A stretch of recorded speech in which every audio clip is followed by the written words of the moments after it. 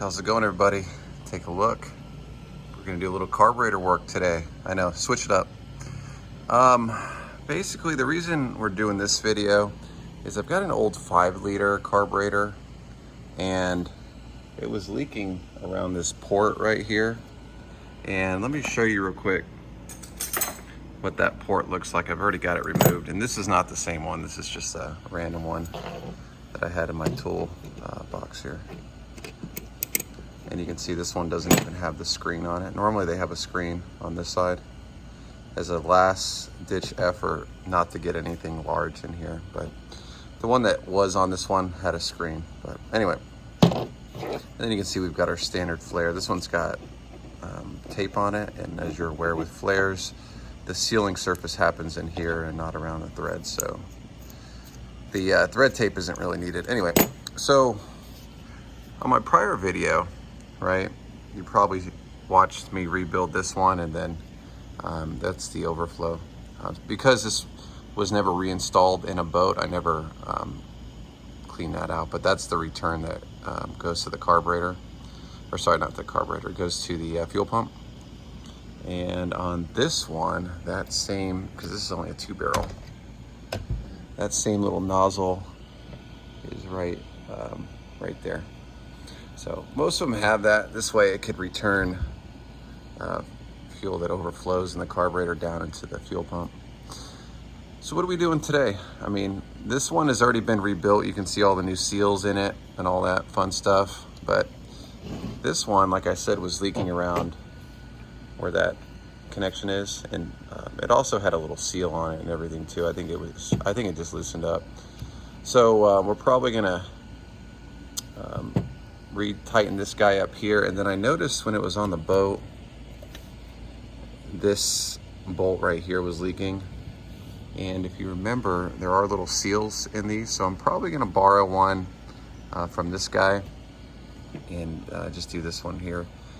This carburetor in general needs to get rebuilt. I don't think it has been rebuilt before, and we'll probably do a video on, you know, pulling it apart. But one of the things I wanted to do and show you was, you know, the condition of these guys after so many years. I am gonna go ahead and clean it with some Super Clean. This is a really good product to kind of, you know, take all the oil and grease. I mean, look at this here. This is gross all over the place. You can see maybe it's been backfiring a little bit. So yeah, fun stuff, right? So anyway, we'll use some Super Clean and clean this guy off a little bit. And then, like I said, we need to replace the seal on that bolt.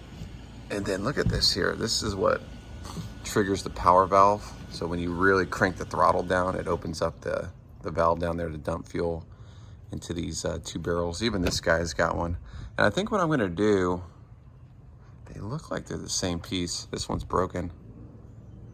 So what I'm probably gonna do is borrow this one here, swap it in there as part of the maintenance here. It's got the seal on it, put some thread sealant compound on it, just as an extra precaution, because this one that goes into the carburetor isn't a flare style. So I just want to make sure it doesn't leak. This is where it was leaking earlier. I wish I would have showed you on video, but I mean, a leak is a leak, right?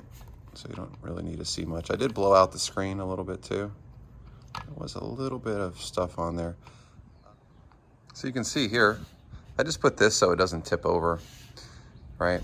But I used a 1-inch wrench to get in there.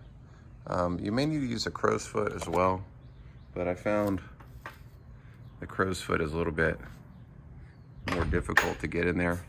And that's probably how this broke, right? I think I was likely going in there, right, to try to tighten this, and the wrench got it. So just keep in mind, in your situation, don't just try to throw something on there and turn it, because I didn't even see this back behind here.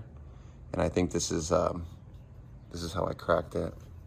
So anyway, let's go and flip that back over. I'm gonna go ahead and remove this guy with a pick, and that power valve just sits right on top of that guy, and there isn't anything holding it over here. So I'll go ahead and pop that off and pop our donor one off as well. Yeah, it definitely flew apart when I went to take it off here. And you don't have to take this guy off here. You just rotate it like all the way forward, like this guy, all the way forward, and then it'll clear. It just rides on this little guy here. I'm likely gonna need to put probably some sort of lubricant on this guy, because it was not turning very well. I can't imagine this thing was operating effectively. But anyway, let's go ahead and take this guy off. All right, we got it removed there. I put a little bit of silicone on it, and here's our donor piece. Like I said, we may have to adjust that a little bit when we get it on here, but like I said, just crank this all the way back and slide her on. Pretty easy, right? Check that power valve. Yeah, it's riding on it, so that's good.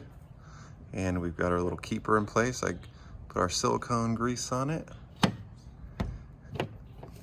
And you can take and make sure, yeah, that's how it's supposed to work.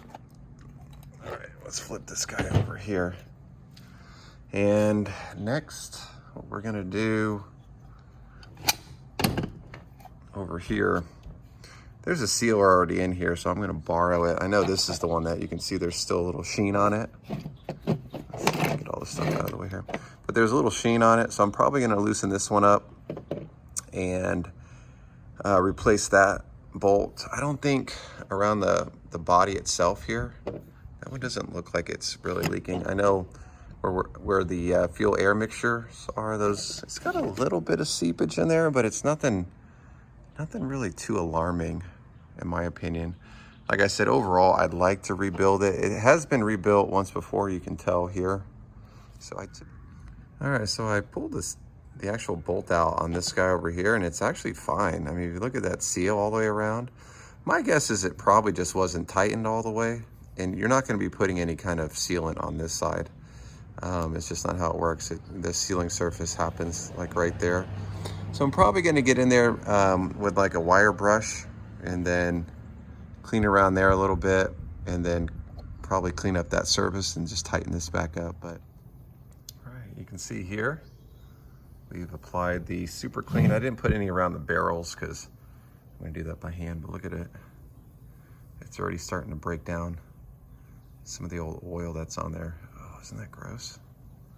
Crazy, right? And like I said, I put this in place to keep everything from getting up in there where the fuel mix is. But you can already see it. Oh my gosh, this thing looks so much cleaner. Got up underneath there. So anyway, I'm gonna let this sit for just a little bit more, and then I'm gonna wipe it off by hand with some rags. But look at that, isn't that crazy? What an amazing product. So anyway, go out there. Super Clean definitely sponsored this video. Get out there and go pick some up. They sell it pretty much everywhere. Rebuild. But if you'd like to see a 2-barrel rebuild, let me know. We can maybe work on getting this one done next season when we take it down. Just a quick down and dirty carb maintenance video on a 5-liter. All it's got is 2 barrels. One little valve body here. Just some minor leaks on it. But you know, safety is a big deal with these carburetors, right? We want to make sure that you're looking at it and, you know, watching for leaks like this one had right here. And we had another little leak coming out. You know, this fuel, if it ignites in that engine bay, could cause a fire and end your boating season, right? But yeah, otherwise everything else looks good on it. I'm going to go ahead and reinstall it, and let's see how it runs.